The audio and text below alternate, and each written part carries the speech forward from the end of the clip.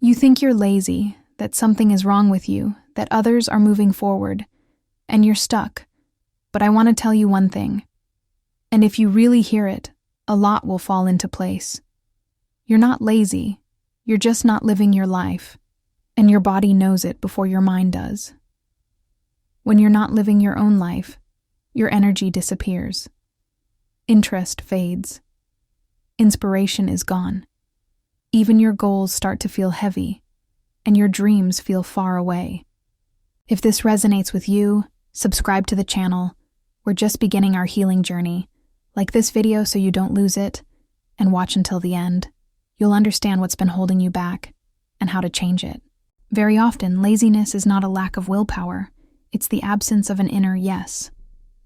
From childhood, you were taught to try harder, to be productive, to want more, to not be lazy. But almost no one taught you how to feel yourself, how to listen to your body, how to recognize where you feel alive, and where you're just surviving. And at some point, a strange feeling appears. You want more. But getting up, moving, taking action feels impossible. You start persuading yourself, then forcing yourself, then blaming yourself. And that's how the story, "I'm lazy," is born. But the truth is different. When a person is not living their own life, energy disappears automatically. Because energy is not a resource you need to extract. It's a response. It appears where there is meaning, interest, and the feeling, I'm in the right place. If every day you do something that doesn't align with your nature, if your decisions are driven by fear, other people's expectations, or survival, your body begins to protect you. It slows things down, shuts off what's unnecessary, takes away your strength. And this is not a breakdown. It's the wisdom of the body. Laziness is often a form of an inner no. No to what doesn't match you. No to a life where you're not being heard. No to a path you didn't choose from your true self. And the longer you ignore this, the stronger apathy, burnout, loss of interest, and emptiness become. We're used to treating this with motivation, goals, plans, discipline. But you cannot discipline the soul into wanting. You cannot ignite something with goals when it has gone out from long-term misalignment. The real question is not why you're not doing more, but why you don't want to live the life you're living right now.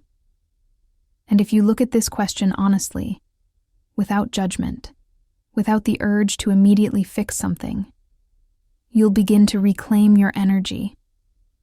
Because energy doesn't return when you break yourself, but when you start listening to yourself. There is a moment many of us go through, but rarely recognize. A moment when you seem to be living, but inside it feels like there's no one there.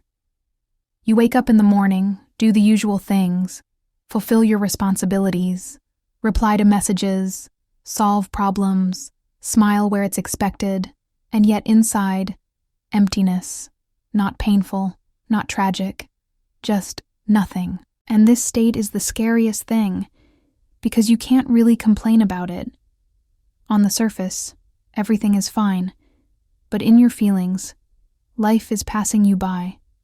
This doesn't happen because you're weak, or because you're not trying hard enough.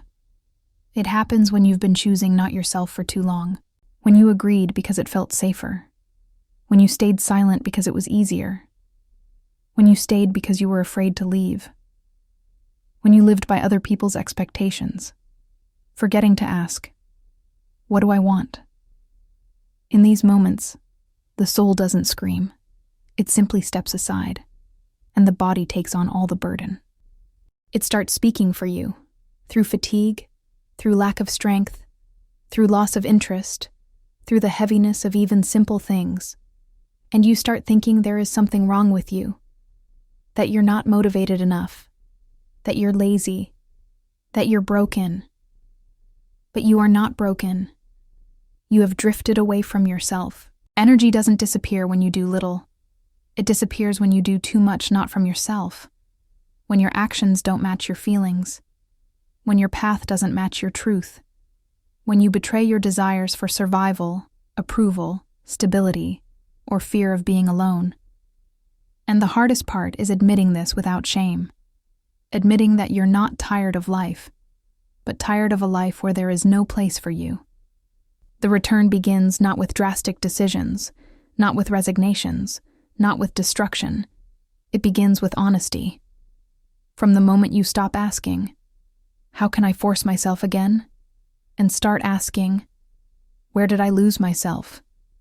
And when you find that answer, even if it's quiet, uncertain, or painful, energy starts to come back, not as a flash, but as warmth, as breath, as the feeling, "I am here again." And it is from this state that true movement forward begins. I want to share a story because it perfectly illustrates what we're talking about.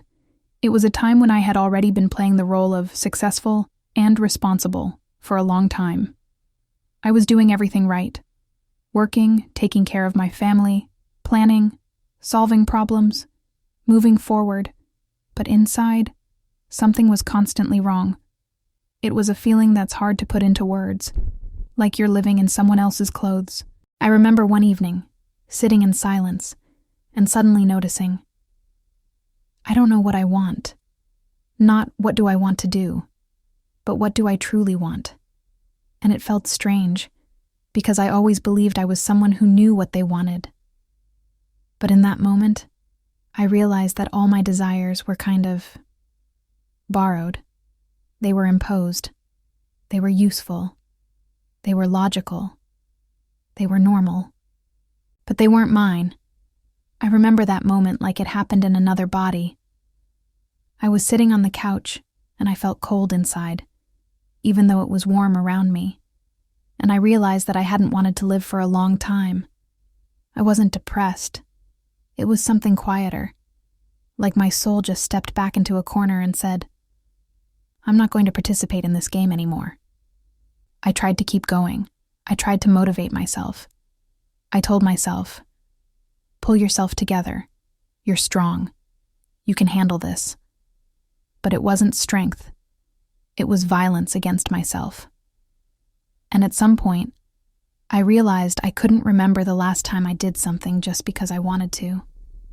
I stopped reading books I loved, stopped listening to music that moved me, stopped walking in the park, stopped dreaming. I was living, but I wasn't feeling life. And then, for the first time, I asked myself, what if I stop being good? What if I stop doing everything people expect from me? What if I start choosing myself? What then? And it was scary, because I understood. If I choose myself, I might lose what I've built. And it wasn't only about success. It was about recognition, about respect, about the feeling of being loved. I was afraid that if I stopped being useful, no one would want me around. And here comes the most delicate moment, not an external crisis, not a catastrophe, but an internal choice. I decided not to live the way others expected me to. I decided to come back to myself. And it didn't happen suddenly. It was a series of small steps. I started by allowing myself to say no, without explanations, without justifications, without the fear of being judged. I began noticing that my thoughts weren't mine, that many decisions were made by habit. I started doing things that seemed small, but were actually huge. Waking up later, drinking tea in silence, walking without a purpose, not planning every minute. And the most important thing, I started listening to my body. It told me I needed more air, more simplicity, more time where I didn't have to be productive. And one day, when I was just sitting on the couch, I realized, I want to live again. And that was the most amazing feeling. Not, I want to achieve something, but I want to be here. And after that, life began to change.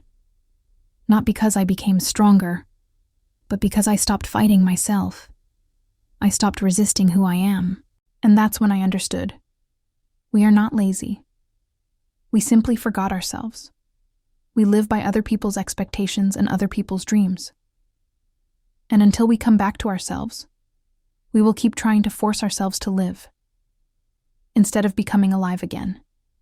Now I'm going to give you a practice you can do right now. It's not about motivation. It's about returning to yourself, about feeling life again. Return to yourself. Practice 10 minutes. Sit comfortably and close your eyes. Take 3 deep breaths. Don't try to think. Just feel the air coming in and going out. 2. Say to yourself out loud or silently, I am here. I am returning to myself. And feel that it's not just words, but a real permission to be yourself. True. Remember one moment when you felt truly alive. It can be a small moment, a walk outside, a conversation with someone, a feeling of freedom, when you laughed from your soul, when everything felt easy and simple. You don't need to find something great. You just need to find the feeling of life. Now remember, what exactly was important in that moment? What filled you? Make it as detailed as possible. What did you see? What sounds were around you? What did you feel in your body? How was your breathing? What mattered to you in that moment? You can write it down if you want. Bien. And now the most important step, say to yourself, I can live like this again. I don't need to break myself. I just need to return to myself and feel it in your body, not in your mind, in your body. Why this works? Because life is not a checklist. It's not discipline. It's not I must. Life is a state of being. And when you return to that state, energy comes back. Interest returns. Desire returns. And then you begin to act not from pressure, but from inner strength. A quick 1-minute daily practice. Every time you feel like you're lazy or out of energy, just ask yourself, what am I choosing right now? Myself or other people's expectations? And if the answer is other people's expectations, take one small step toward yourself. It can be minutes of silence, a short walk, a cup of tea without your phone, a short stretch, a deep breath, writing down one thought. This is not about defeating laziness. It's about bringing your life back to you. Let's sum it up, because this is the most important part. You are not lazy.